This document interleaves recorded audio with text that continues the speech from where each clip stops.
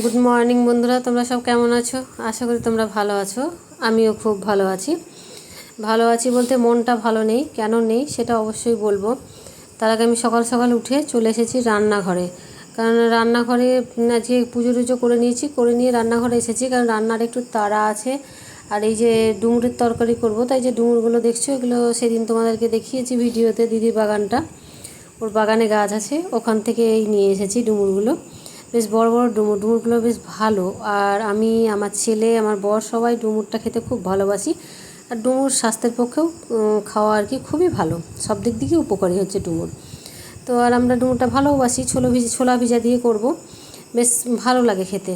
তো আমি ডুমুরটা বসিয়ে দিলাম বলতে একটু ইয়ে করলাম আর কি, গরম জলে সেদ্ধ করতে দিলাম, হালকা একটু সেদ্ধ করে নিব, তাহলে ভালো হবে। দিয়ে জলটা ঝরিয়ে নিয়ে তখন ডুমুরটাকে রান্না করব।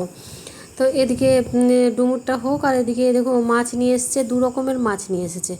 কি বলো তো, বাটা মাছ আমাদের তো, আর ছেলে বাবার বাটা মাছ খায় না বলে ওর এই যে পেটিগুলো নিয়ে এসছে, পেটি খান এইসব নিয়ে এসছে ওর, আর আমাদের নিয়ে এসছে বাটা। আমরা যে কোনো তরকারি সেই দু রকম করে করতে হয়, কারণ একরকম ছেলে খায় আর একরকম আমরা খাই, আমরা একই রকম খাই, কিন্তু এখন আমার ওই শরীরটা খুব একটা ভালো যাচ্ছে না, ওই জন্য দু রকম করে করতে হচ্ছে। তো ওটা ডুমুরটা হোক, আমি ঢাকা দিয়ে দিলাম। আর এদিকে মশলাটাও পেস্ট করে নিই, কারণ মশলাটা আদা বাটা ছাড়া আমি কিছু দেবো না, হালকাভাবে রান্না করছি। কিছুদিন প্রচণ্ড গরমে খেলাম না, রিচ খেলাম, দিয়ে শরীরটা বলছি না, শরীরটা ঠিকঠাক যাচ্ছে না। আর এদিকে রান্না হয়ে গেল ডুমুরটা, এবার নামিয়ে দেবো। নামিয়ে দিয়ে ভেন্ডি, আলু, পেঁপে, ঢ্যাঁড়স সব কিছুতে একটা রসা করব। ওটাও খেতে খুব ভালো লাগে, কিন্তু ছেলে বেশি খেতে চায় না, কেননা ও ওইসব পছন্দ করে না, কিন্তু খেতে হচ্ছে। সব কিছু পছন্দ না করলেও তো হয় না, না খেতে হয়, ও মানে উপায় না থাকলেও খেতে হয়, এরকম হয়ে যায় অনেক সময়। তো যাই হোক, সেই রকমই অবস্থা, যে খেতে হবে, এই হচ্ছে ব্যাপার। আর তোমাদেরকে বলছিলাম না যে আমার মনটা একদম ভালো নেই, মনটা ভালো নেই, শরীর যা হচ্ছে হোক, কিন্তু মনটা ভালো নেই। কারণ আমার মাস্তুতো বোন হঠাৎ করে মারা গেছে, ক্যান্সার হয়ে, যদিও ক্যান্সার হয়েছিল তবুও ছোট তো, অনেকটাই ছোট, কিন্তু খারাপ লাগছে, মন মেজাজ ভালো লাগছে না।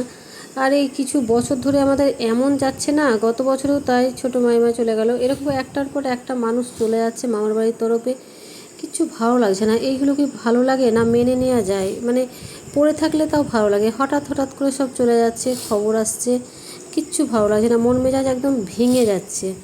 আর এই যে বোনটার বয়স একদমই বেশি না, খুব অল্প বয়স, আমাদের থেকে অনেক ছোট। তো যাই হোক, সবার ছোট, তুমি বলো এগুলো কি মেনে নেওয়া যায়?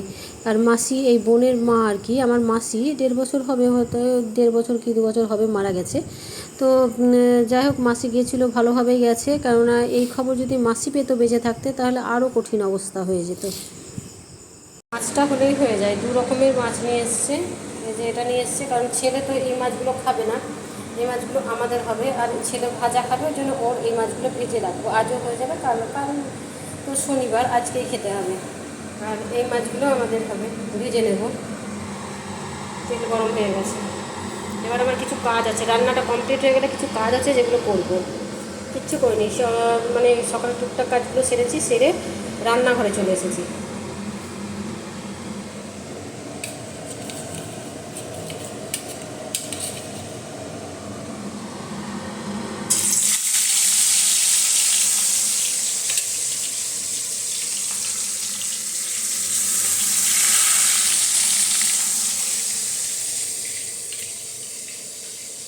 এই মাছগুলো ভাজাই রাখবে, আর ও ভাজাটা খেতেই ভালোবাসে।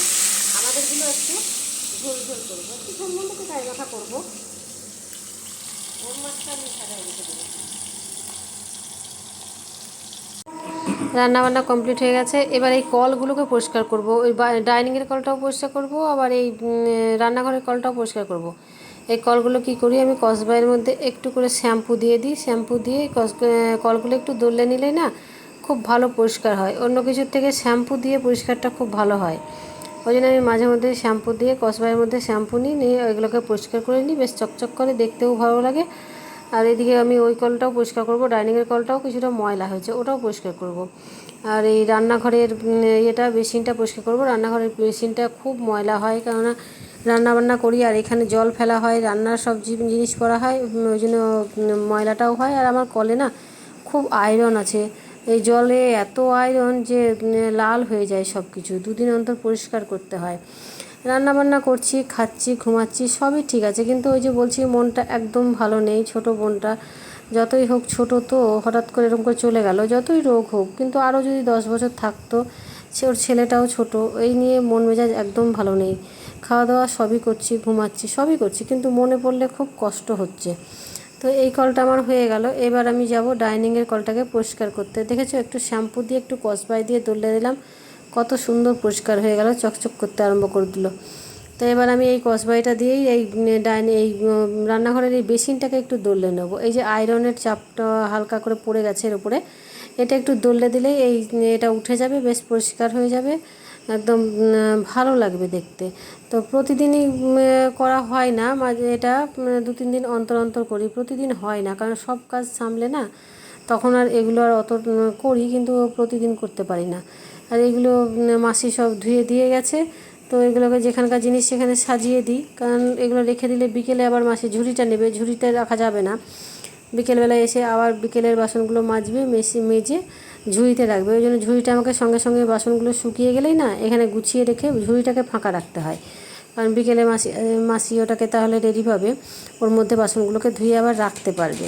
তো আমি এগুলোকেও গুছিয়ে রেখে দিলাম। এবার চলো যাই ডাইনিংয়ের বেসিনের কলটাকে পরিষ্কার করে নিই, ওটাও পরিষ্কার করব, করে আরও যে কাজ আছে সেগুলোকে করব, দিয়ে স্নান করে নেব, কারণ আমার রান্না তো কমপ্লিট হয়ে গেল, রান্নার তো কোনো ব্যাপার নেই।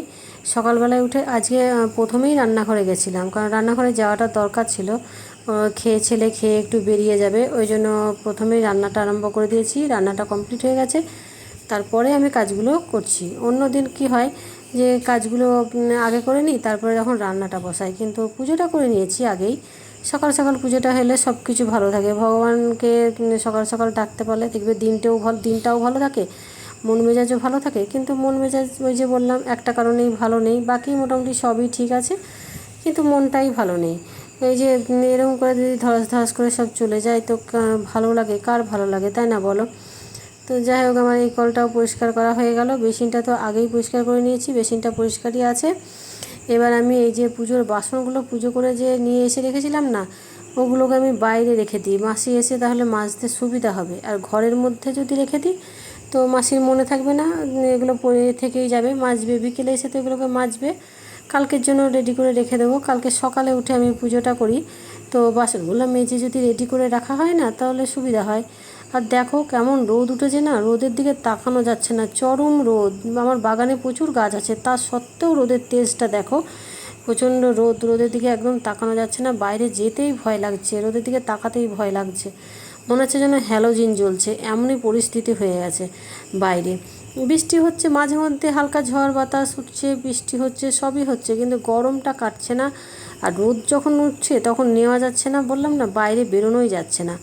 জলের বোতলে একটা বোতলে জল খেতে গিয়ে দেখছি একটা বোতলে জল নেই, কার ভালো লাগে বলো? মানে বিরক্ত লাগে যখন এই জলের বোতলে জল খেতে গেলে না জল পাওয়া যায় না।